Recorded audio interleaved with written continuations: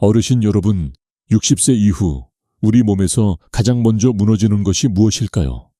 많은 분들은 시력이라고 생각합니다. 또 어떤 분은 청력 혹은 기억력이라고 말하죠.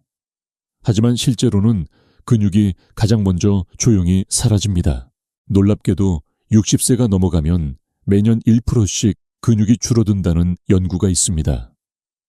10년이면 다리 근육의 10분의 1이 사라지는 셈이죠. 여러분이 갑자기 계단을 오르기 힘들고 걷다가 쉽게 피곤해지는 이유가 바로 여기에 있습니다. 그런데 많은 분들이 이렇게 말합니다. 선생님, 저는 고기를 많이 먹습니다. 단백질은 충분히 먹고 있어요. 하지만 제가 진료실에서 수없이 확인한 사실은 고기를 많이 먹는다고 근육이 지켜지지 않는다는 것입니다. 왜일까요? 첫째, 노화된 장은 단백질 흡수율이 떨어집니다. 둘째, 고기 단백질은 섬유질이 질기고 소화 과정이 길어져 흡수 효율이 낮아집니다. 셋째, 고기를 지나치게 먹으면 오히려 신장에 부담을 주어 단백질 활용도가 떨어집니다. 이것이 바로 제가 오늘 여러분께 드리고 싶은 첫 번째 메시지입니다. 근육을 지키려면 단순히 고기를 많이 먹는 것만으로는 부족하다. 여러분, 혹시 지난 몇 년 사이에 몸이 가벼워지기는커녕 더 무겁고 기운이 빠지는 느낌을 받지 않으셨습니까? 그렇다면 지금부터 말씀드릴 내용을 반드시 끝까지 들으셔야 합니다. 오늘 영상에서는 제가 환자들에게 직접 알려주었던 근육을 살리는 3가지 음식과 근육을 갉아먹는 3가지 습관을 공개합니다. 그리고 마지막에는 오늘 당장 집에서 실천할 수 있는 단 하나의 작은 습관을 알려드리겠습니다. 혹시 지금 어느 도시에 계신가요? 댓글로 저는 대전입니다. 저는 부산입니다. 하고 남겨주세요.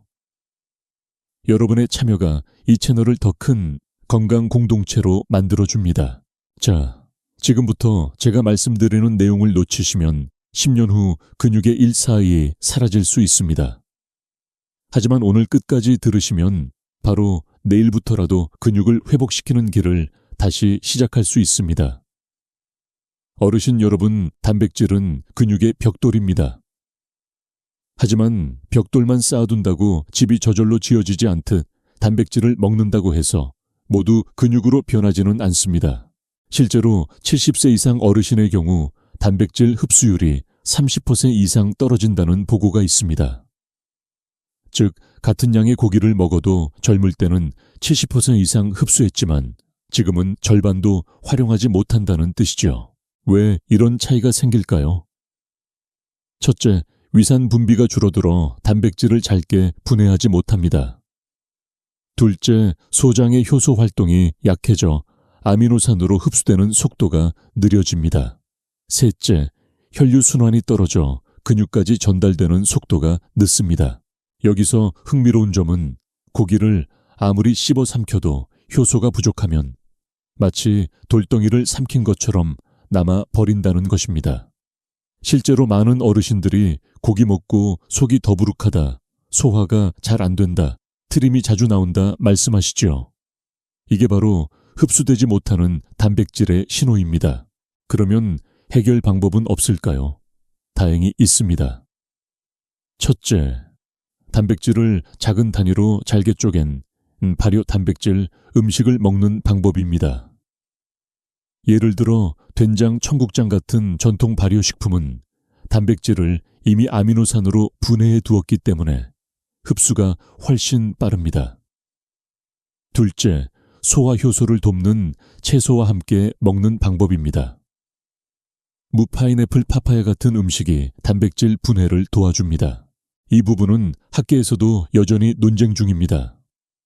단백질 흡수를 높이려면 하루 섭취량을 늘리는 것이 더 중요하다는 주장과 적은 양을 효율적으로 소화 흡수하는 것이 더 중요하다는 주장이 맞서고 있습니다.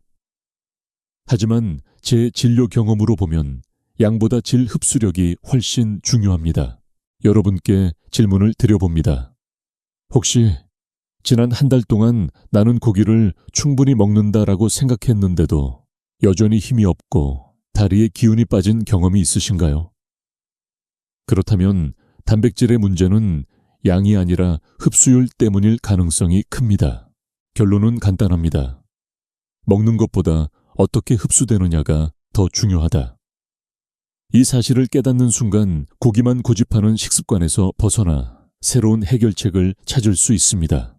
잠시 후 섹션 3에서는 바로 그 고기보다 더 잘 흡수되는 단백질 음식을 공개하겠습니다. 아마 여러분이 전혀 예상치 못한 식품일 것입니다.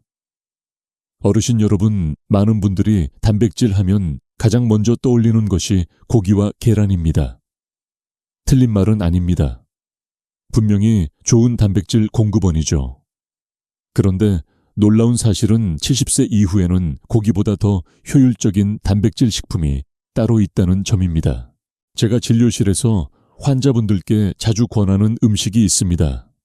바로 콩입니다. 특히 검은 콩과 두부두유 같은 형태지요. 왜 콩이 고기보다 나을까요? 첫째, 콩 단백질은 입자가 작아 노화된 장에서도 쉽게 흡수됩니다. 둘째, 식물성 단백질에는 필수 아미노산뿐 아니라 근육 세포를 보호하는 이소플라본이라는 물질이 들어 있습니다. 셋째, 콩에는 섬유질이 풍부해 장내 유익균을 늘려주는데 이것이 단백질 흡수를 돕습니다.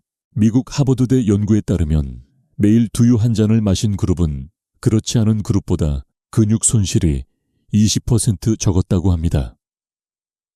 또한 일본의 한 장수마을 조사에서는 80세 이상 어르신들 중 근육이 튼튼한 분들은 대부분 콩 음식을 매일 섭취하고 있었습니다.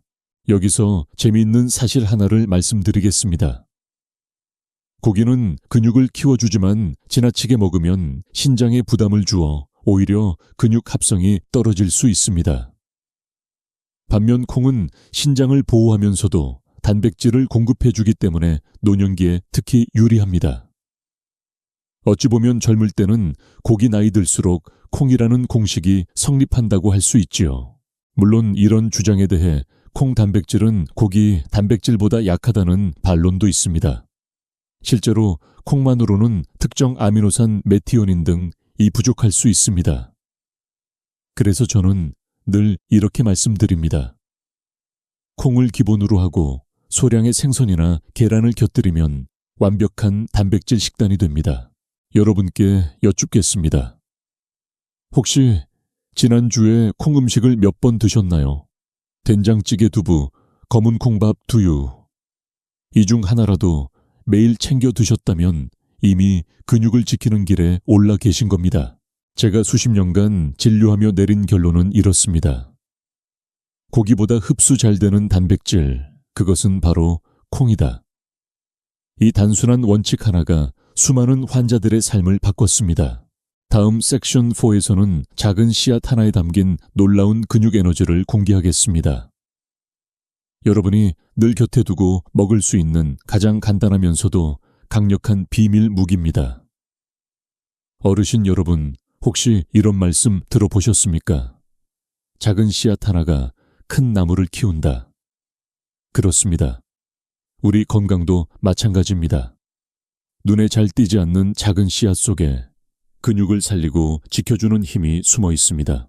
제가 오늘 강조드리고 싶은 음식은 바로 치아씨드와 아마씨입니다.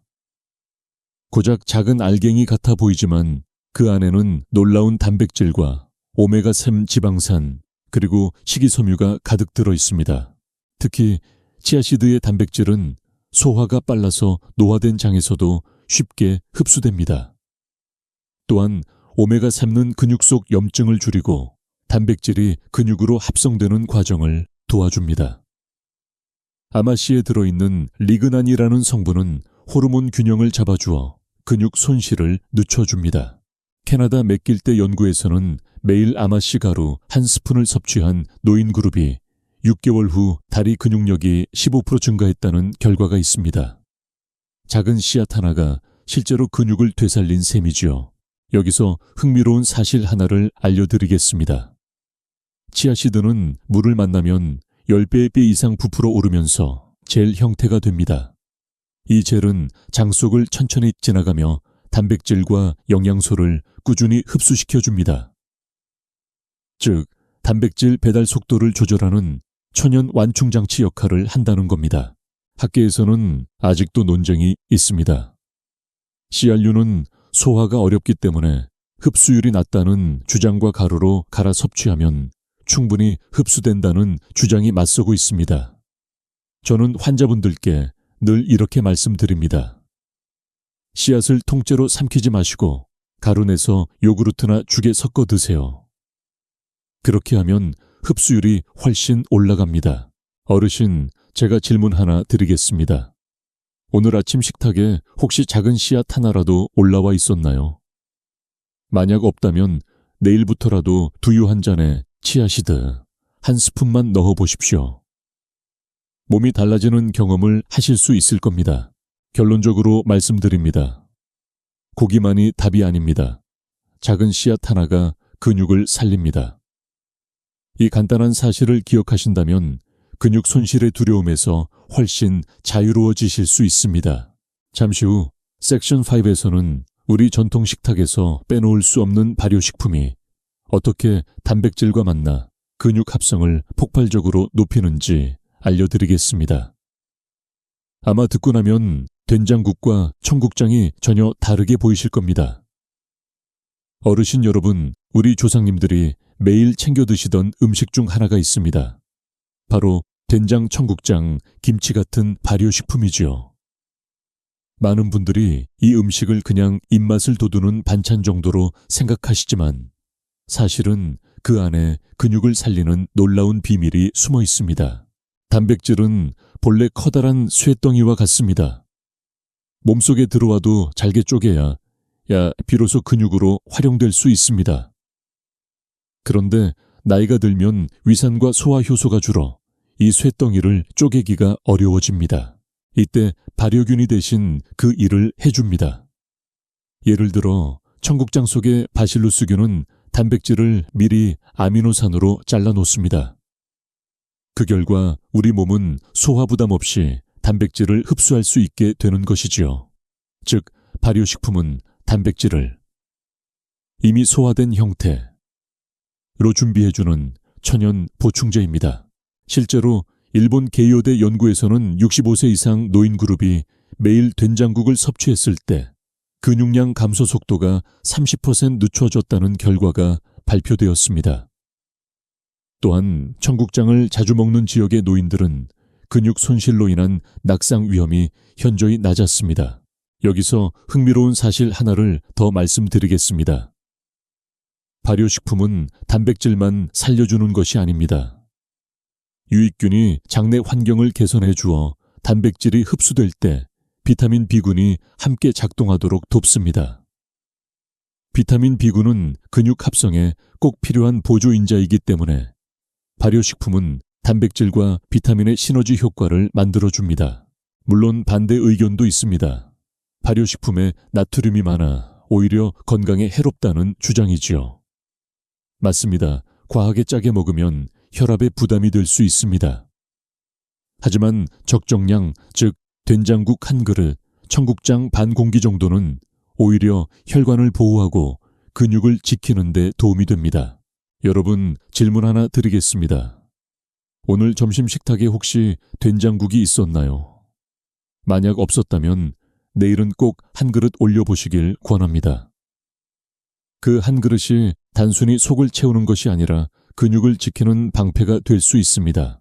결론적으로 말씀드리면 단백질, 플러스 발효, 근육 회복의 황금조합입니다. 이 황금조합을 매일 실천하신다면 고기만 고집하는 것보다 훨씬 효율적으로 근육을 지켜내실 수 있습니다. 자, 이제 분위기를 조금 바꿔보겠습니다. 다음 섹션 6에서는 우리가 무심코 먹는 음식 중에서 오히려 근육을 갉아먹는 위험한 음식을 공개하겠습니다. 겉보기에는 건강해 보이지만 사실은 조용히 근육을 파괴하는 주범입니다. 어르신 여러분, 우리가 매일 먹는 음식 중에는 겉으로는 아무렇지 않아 보이지만 사실은 조용히 근육을 무너뜨리는 것들이 있습니다. 놀랍게도 많은 어르신들이 건강식이라고 믿고 꾸준히 드시는 음식들 속에 이 함정이 숨어 있습니다.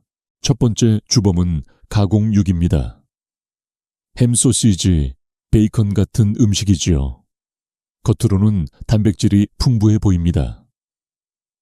하지만 이 단백질은 이미 지나치게 가공되어 질 낮은 단백질로 변해 있습니다. 게다가 염분과 방부제가 많아 신장을 지치게 하고 근육 합성을 방해합니다. 두 번째는 흰 밀가루 음식입니다. 빵, 라면, 과자. 달콤하고 부드러워 어르신들께서 즐겨 찾으시지만 이 음식들은 혈당을 급격히 올렸다가 떨어뜨립니다.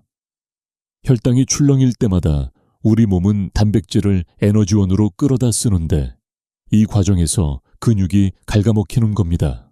세 번째는 탄산음료와 설탕이 많은 음료입니다. 한 잔쯤은 괜찮겠지 하고 마시는 달콤한 음료가 사실은 근육의 적입니다. 설탕은 단백질 합성을 막고 인슐린 저항성을 높여서 결국 근육 손실을 빠르게 만듭니다. 여기서 흥미로운 사실 하나 말씀드리겠습니다. 세계보건기구 WHO는 노인의 근육 감소증 예방 지침에서 가공식품과 단순당 섭취를 줄이는 것이 단백질 보충만큼 중요하다라고 명시했습니다. 즉, 먹는 것을 늘리는 것만큼 잘못 먹는 것을 줄이는 것도 필수라는 이야기입니다. 물론 일부 학자들은 적당히 먹는 것은 문제없다라고 주장합니다. 맞습니다. 가끔 햄 한 조각 과자 몇 개 정도는 큰 문제가 되지 않을 수 있습니다. 하지만 문제는 습관입니다. 매일 반복되는 작은 습관이 결국 근육의 10년, 20년 후 미래를 결정합니다. 여러분께 묻고 싶습니다. 혹시 오늘 아침 식탁에 소시지가 있었나요?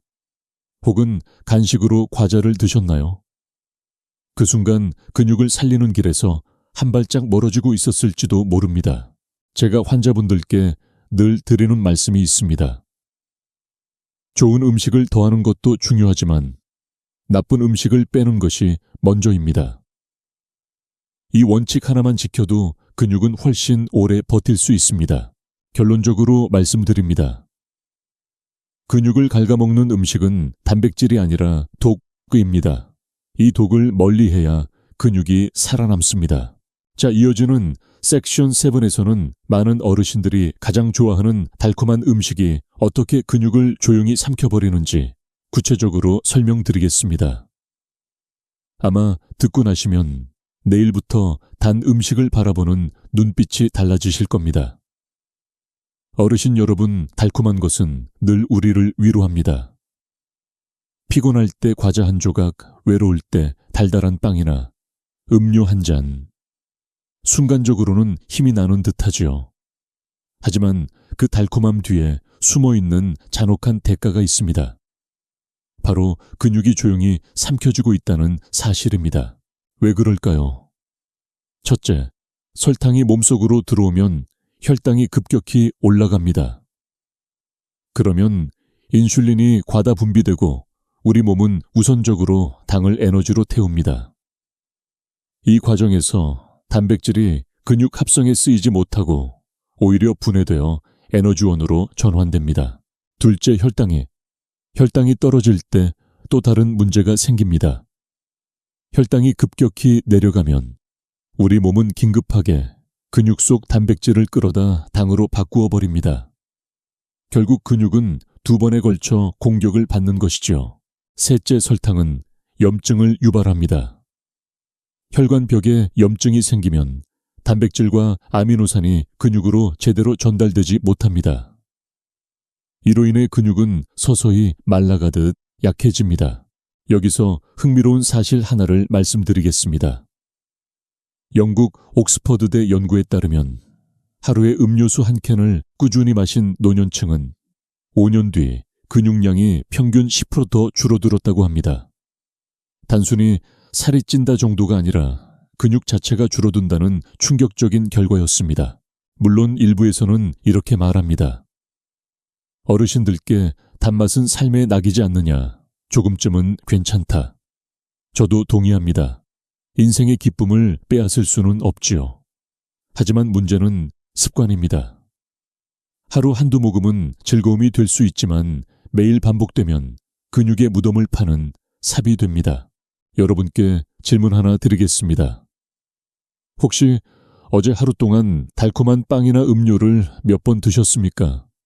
그 순간마다 근육이 조금씩 사라지고 있다는 사실 생각해 보신 적 있으신가요? 제가 환자분들께 드리는 실천 팁은 간단합니다.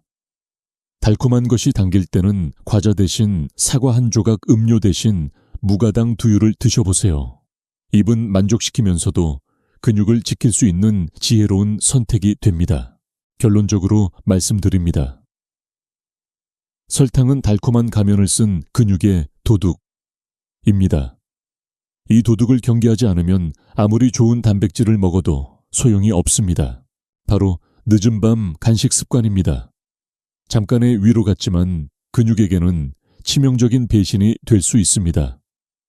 어르신 여러분, 혹시 이런 경험 있으십니까? 밤 10시가 넘어가면 괜히 허전하고 뭔가 입이 심심해서 라면이나 과자빵을 꺼내 드셨던 순간 말입니다. 잠들기 전 조금만 먹으면 괜찮겠지 하고 넘기지만 사실 이 작은 습관이 근육에는 치명적인 함정이 됩니다. 왜일까요? 첫째, 밤에 먹는 음식은 소화 효율이 떨어집니다. 밤에는 위산과 효소 분비가 줄어들어 단백질이 제대로 분해되지 않습니다. 그 결과 근육으로 가야 할 영양소가 흡수되지 못하고 그냥 배출되거나 지방으로 쌓이게 됩니다. 둘째, 야식은 수면의 질을 떨어뜨립니다. 밤에 음식이 윗속에 남아있으면 몸은 소화하느라 쉬지 못합니다. 근육은 원래 숙면 중에 회복되는데 수면이 방해되면 근육이 재생될 시간이 사라집니다. 즉, 야식은 근육의 휴식 시간을 빼앗는 도둑입니다. 셋째, 밤에 먹는 음식은 호르몬 균형을 무너뜨립니다. 특히 성장 호르몬은 밤 10시부터 새벽 2시 사이에 분비가 절정에 이르는데 이때 위에 음식이 있으면 분비량이 크게 줄어듭니다. 성장 호르몬은 노인에게도 여전히 근육 합성과 회복을 담당하는 중요한 물질입니다. 즉, 야식은 성장 호르몬의 힘을 꺾어버립니다. 여기서 재미있는 연구를 하나 소개하겠습니다. 미국 스탠퍼드대 연구팀은 65세 이상 노인들을 대상으로 실험했는데 밤 9시 이후 간식을 먹는 그룹은 먹지 않는 그룹보다 근육 손실 속도가 25% 빨랐다는 결과가 나왔습니다. 달콤한 빵 한 조각, 라면 반 그릇이 결국 몇 년 뒤에 다리 힘을 갉아먹은 것입니다. 물론 나이 들어서 먹는 즐거움까지 빼앗을 순 없지 않느냐는 반론도 있습니다. 맞습니다. 인생의 즐거움은 꼭 필요하지요. 그래서 저는 환자분들께 이렇게 말씀드립니다. 어쩔 수 없이 출출하다면 단백질이 풍부한 두유나 삶은 달걀 반쪽 정도로 대신하세요. 야식의 충동을 달래면서도 근육을 지킬 수 있는 타협안입니다. 여러분께 질문 하나 드리겠습니다. 혹시 어젯밤에도 무언가 드시고 주무셨나요? 그 작은 습관 하나가 내일 아침 다리, 힘의 차이를 만들 수 있다는 사실 생각해 보셨습니까? 결론적으로 말씀드립니다. 야식은 배는 잠시 채우지만 근육은 영원히 비워버린다. 오늘부터는 잠들기 전 한 잔의 물로 충분히 위를 달래고 근육에게는 온전한 회복의 밤을 선물해 주시길 바랍니다. 어르신 여러분, 요즘 마트나 약국에 가보시면 단백질 보충제가 아주 다양하게 진열되어 있습니다. 분말 음료바 BR 형태까지 근육을 지켜준다는 문구가 붙어 있지요. 그래서 많은 분들이 이렇게 생각합니다. 밥은 잘 못 챙겨 먹으니 보충제라도 마시면 되겠지. 하지만 제가 진료실에서 가장 자주 보는 사례 중 하나가 바로 보충제의 과용으로 인한 문제입니다. 첫째, 신장에 큰 부담을 줍니다. 단백질은 분해될 때 질소 부산물이 생기는데 이것을 걸러내는 장기가 바로 신장입니다. 젊을 때는 문제가 덜하지만 나이 들어 신장 기능이 약해진 상태에서 고단백 보충제를 무리하게 섭취하면 오히려 신장이 지쳐 근육 회복력까지 떨어집니다. 둘째, 소화 불량과 흡수 저하를 유발합니다. 보충제는 단백질 함량이 높아 빠른 흡수를 돕지만 오히려 장에 부담을 주어 흡수되지 못한 단백질이 발효되며 가스를 만들고 장내 환경을 해칩니다. 결국 먹은 것만큼 근육으로 가지 못하고 허공으로 날아가 버립니다. 셋째, 근육 불균형을 만들 수 있습니다. 근육 합성에는 단백질만 필요한 것이 아닙니다. 비타민, 미네랄, 오메가3 같은 다양한 영양소가 함께 작용해야 합니다. 하지만 보충제만 의존하면 단백질은 넘치고 다른 영양소는 부족해져 근육이 제대로 자라지 못합니다. 여기서 흥미로운 연구 하나를 소개합니다.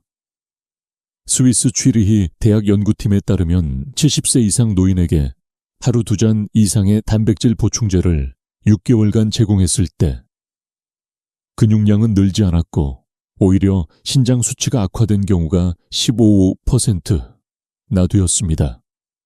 즉, 많이 먹으면 무조건 좋다는 생각이 잘못된 믿음이라는 것이지요. 물론 학계에서는 여전히 논쟁이 있습니다. 적절히 사용하면 단백질 보충제가 분명히 도움이 된다는 입장과 균형 잡힌 식사가 최우선이고 보충제는 보조일 뿐이라는 입장이 맞서고 있습니다. 저 역시 후제 가깝습니다. 어르신들께 자주 드리는 질문이 있습니다. 보충제를 얼마나 드시고 계십니까? 그러면 대부분 하루에 한두 잔씩 밥은 대충 먹고요 라고 답하십니다. 이것이 바로 문제입니다. 밥과 반찬이 기본이고 보충제는 빈틈을 메우는 조각일 뿐이라는 사실을 잊으시면 안 됩니다. 결론적으로 말씀드립니다. 보충제는 약이 아니라 보조입니다. 과용하면 근육이 아니라 신장을 먼저 무너뜨릴 수 있습니다. 따라서 반드시 의사와 상의하시고 균형 잡힌 식사를 기본으로 하셔야 합니다. 실제 환자들의 변화 사례를 들으시면 여러분도 나도 할 수 있다는 용기를 얻게 되실 겁니다.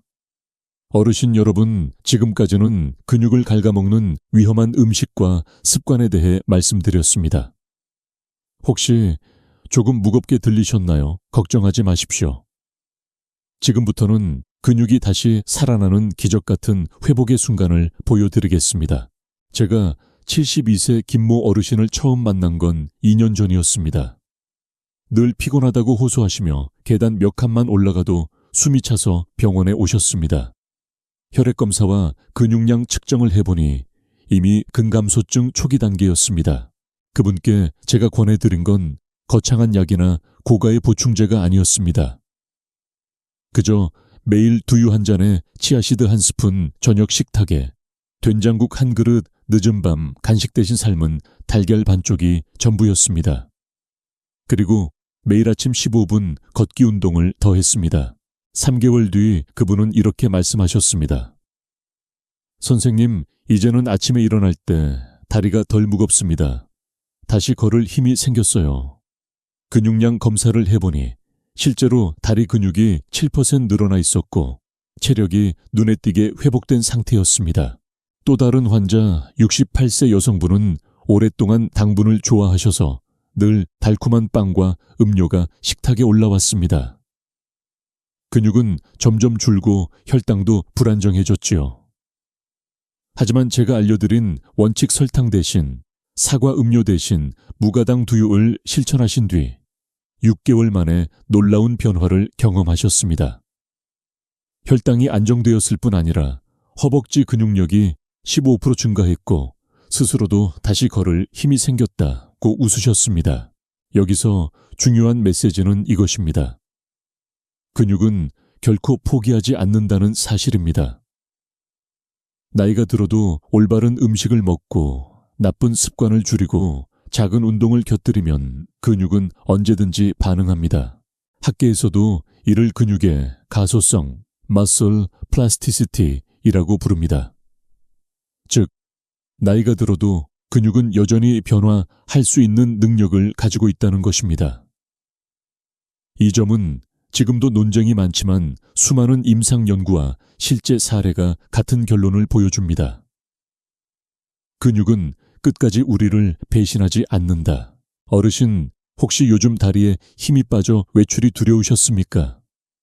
그렇다면 기억하십시오. 작은 변화 하나가 내일 아침 다시 힘있게 걷는 발걸음으로 이어질 수 있습니다. 결론적으로 말씀드립니다. 근육은 다시 살아납니다. 단 우리가 기회를 주었을 때만 이 희망을 품고 앞으로 남은 여정을 준비하시길 바랍니다. 잠시 후 섹션 1반에서는 지금까지 말씀드린 좋은 음식과 나쁜 습관을 한눈에 비교하며 내 선택이 내 근육을 결정한다는 메시지를 정리해 드리겠습니다. 어르신 여러분, 지금까지 우리는 근육을 살리는 음식과 근육을 갉아먹는 습관을 하나하나 살펴보았습니다. 이제 그림을 크게 그려보겠습니다. 좋은 음식 vs 나쁜 습관.